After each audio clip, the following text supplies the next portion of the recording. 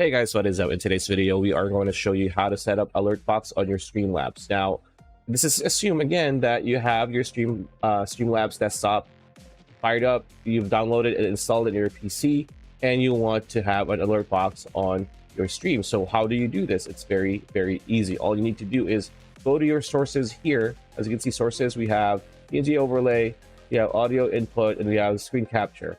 So just click on the plus sign here, and then right here on the essential sources, already highlighted, says alert box. So click on that and then click add source. Now you could change the name of the alert box, but for this video we're just gonna remain it as is. So click on add source, and here you can change certain things. So general settings, you have donation, merch, YouTube membership, YouTube subscribers, YouTube super chat,